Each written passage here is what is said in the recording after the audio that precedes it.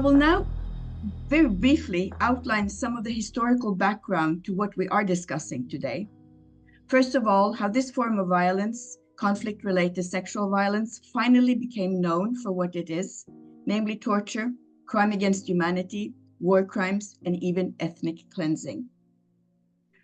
We know so well today that sexual violence in war and conflict before the 1990s was not registered or documented. It was severely underreported. It was not considered politically relevant, and in most cases, the perpetrators were never convicted.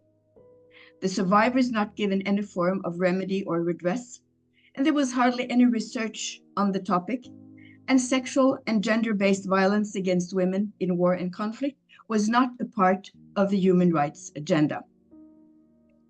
But fortunately, with strong engagement from civil society organizations, in particular feminist groups, action and awareness about what was happening changed this situation. And this awakening and call for action was followed by treaty bodies in the UN, especially CEDAW and other UN bodies.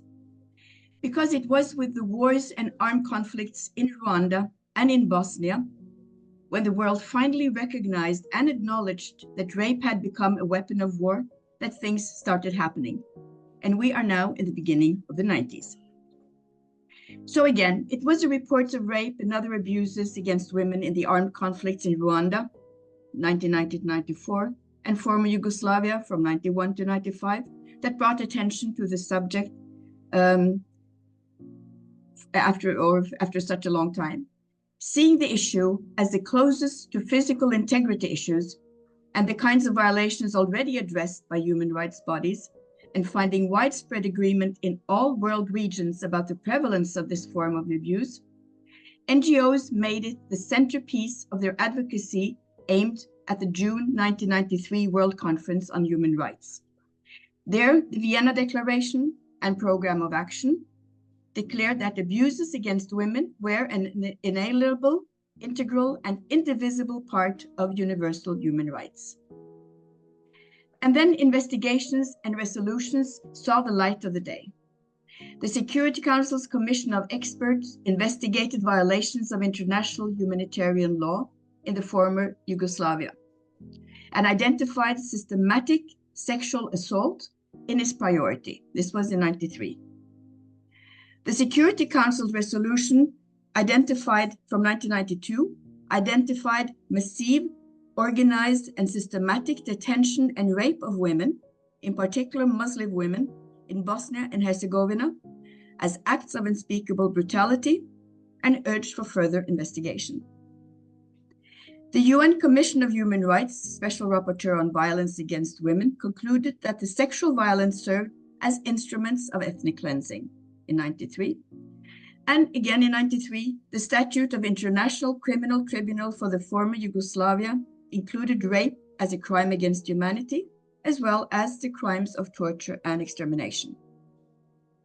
The International Criminal Tribunal for Rwanda decided that rape constituted a war crime and a crime against humanity, and was the first international court to find an accused person guilty of rape as a crime of genocide. Finally, the Rome Statute of the International Criminal Court in 2002 included wartime sexual violence in its list of crimes against humanity and war crimes, and defined sexual violence as rape, sexual slavery, enforced prostitution, forced pregnancy, enforced sterilization, or any form of sexual violence of comparable gravity. As Navi Pillay, former UN High Commissioner for Human Rights, said in 2014, victims of sexual violence bear the cost of the harm they suffered with dramatic physical, psychological, and material consequences, which destroy not only their lives, but often also the lives of their children. This creates irreparable damage to the very fabric of societies and in turn poses serious threats to the prospects of reconciliation and sustainable peace and development. I like this quote from Navi Pillay, so I frequently revert to this. But before she said these words, a lot of important steps were taken. First of all, in the UN, in particular in the Security Council, we saw a number of very important resolutions on this issue, starting, of course, with 1325, where for the first time, women's security was considered relevant for international peace and security by the UN Security Council.